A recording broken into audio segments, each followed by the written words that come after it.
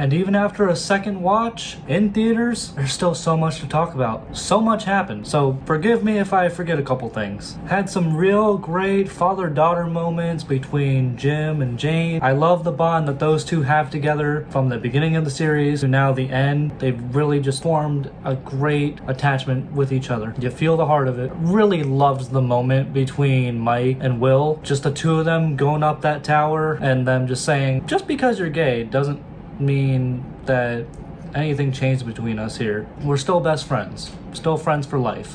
Which is just awesome. There's no reason to see anyone differently for their sexual orientation. That's awesome. The episode was kind of off to a slow start for a bit. I get why, but this is where it really kicks off. Max goes into Elle's mind. Callie is there with them. All three of them are there. I was never really too big of a fan of the character of Callie, but she really pulled through in this. I will give her that. She had a moment where she pulled a gun on Hopper. I thought she was going to betray them right then and there. No, but which I'm glad she did not, because I would have really hated the character more. So when she died, I kind of had the same reaction Loki did. Yes, very sad. Anyway. But later on, once they revealed what she might have or might not even have done, really changed my mind on her. This damn show about to make me have a heart attack. When the antenna drops at the top of that tower, Steve goes falling down. Whew, at least 4 times I started yelling, no, no, no, no, no, no, no. I thought he was a goner. I would have been a wreck. I love that guy. But who else but saves him? Jonathan, which was very unexpected. Kind of poetically beautiful because the two started out as enemies. Never really became friends per se, but even later on, they acknowledge it in a conversation between the two of them that I don't really like you per se. I don't really consider you a friend, but I do respect you, which is cool. They see the common trauma that one and the other have gone through. Elle, Callie, and Max finally make their way to the pedo Henry and his children victims. Callie really coming in clutch with that whole she makes you see what she wants you to see. Now, was it me or when Jane and Henry locked eyes, my immediate thought was snap his neck, snap his neck, snap his neck. And when he asked her where the children were, she tells him. Like, why would you tell him that? That's like a stupid horror movie decision kind of play right there. Now, I didn't love the whole storyline with all the kids being involved, them basically being Horcruxes, which, I from a story point, I get it. That new girl that was recast as Holly, Nell Fisher, she absolutely killed it. I will give her that. All the credit in the world to her. Went from a very forgettable background character to main focus of the series in a pretty complex storyline. Props to Nell and everyone involved. Got a bright future ahead of you, kid. So this was the one part that kind of bothered me, and I'm glad they didn't follow through with it, where we see more of the backstory of Vecna, of Henry, of why he became how he is. Essentially, he was being used as a puppet for the Mind Flayer, but later on realizing that he liked being evil, he liked being a villain. I'm glad they made him just an evil villain. Not all antagonists need to be this complex, misunderstood being. Like, no, it's okay. Like, villains can be villains. It's alright. We don't need this deep story to it. A theory I saw online was correct, that giant hand upside down dead looking spider thing was a mind flare, and it was containing Vecna on the inside and the kids. That was a super interesting concept to see. A great callback to Elle's parkour from the beginning of this season.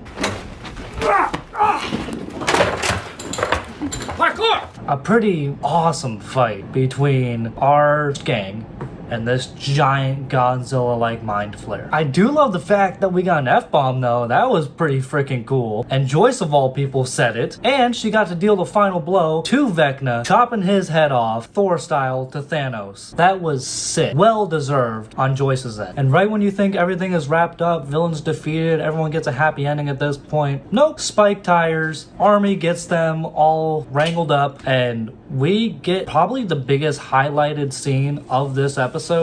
So Elle's sacrifice. I completely get it. She dies. Everything that is connected to the Upside Down, and all adjacent related things gets cut off. Completely understandable. Now, I liked Jane/Elle. Like, I thought she was a great character all throughout this whole show. She was probably like my 5th, 4th favorite character per se. But my God, the way that they did her death was honestly incredible. Had me tearing up a bit. Her pulling in Mike to her mind, saying goodbye to him, recapping their whole timeline of their relationship was just absolutely beautiful. I loved the way that they edited that.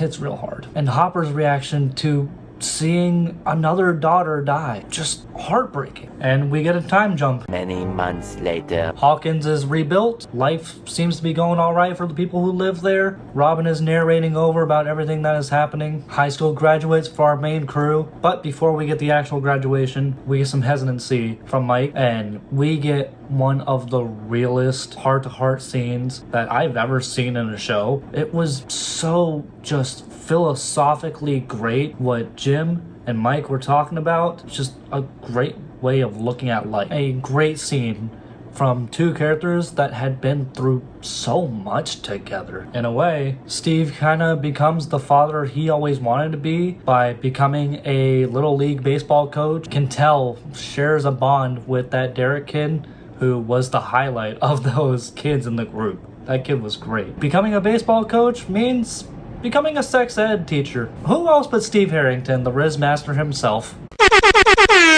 Dustin is valedictorian and gives a beautifully rebellious, hellfire, Eddie Munson type speech. It just hits so hard. We see Nancy, Jonathan, Robin, and Steve meeting up on the Squawk rooftop afterwards and just reminiscing about life and just all the adventures that they've gone through, catching up with each other of where they're at in life now. It was beautiful to see that these characters are just still keeping contact and still catching up, and they all agree in the long run to meet up every month and do this and just stay friends, which is just great. Did the ending feel a little dragged on? Yes, I will give it that. It felt like Lord of the Rings style type ending where we gotta see every single one of the characters that we've got to know across this get some kind of ending. I appreciate it, but it did go on a little long. Jim and Joyce finally get to go on that date at Enzo's. He proposes.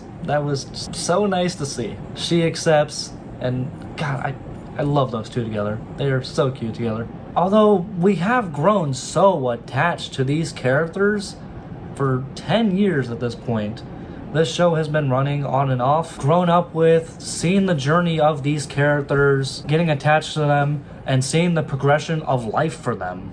Absolutely love that final scene. A full circle moment of our party playing D&D, finishing up a campaign. And I honestly think that this is the best ending we could have gotten with Mike as a storyteller. Giving the D&D equivalent to Elle, giving us a story that could have realistically happened to Jane, being how it was set up earlier in the episode.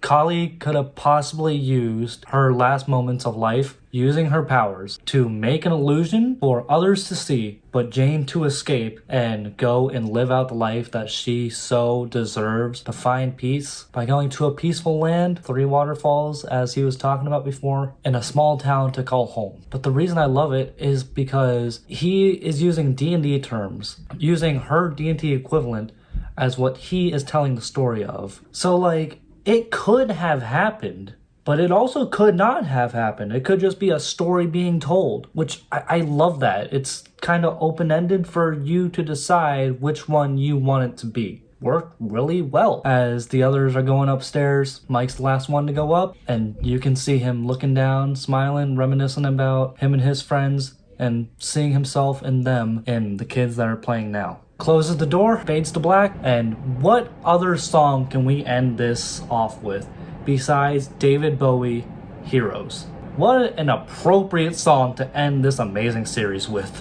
What a show, what a finale, funny, it's emotionally resonant, action-packed. This really felt like the Avengers Endgame of Stranger Things. So many characters we got to say goodbye to and see how their life turns out and the ending that they get, the ending that Elle gets, that doesn't diminish one or the other, whatever one you choose to believe. This show left a giant impact on so many people, left a giant impact on just pop culture in itself, changed the lives of the people that were working for this show, shot them into superstardom. For all the greatness that this show was, a couple bad things, I'll give it that. It did have a couple bad moments. It's remarkable what this show did for a show that wasn't even supposed to go past season 1. Creating a fantastically written, expansive, deeply emotional lore with characters that will just remain timeless, leaving a legacy and becoming a show. Thank you, Stranger Things, for being one of the best shows ever made and leaving a goddamn legacy.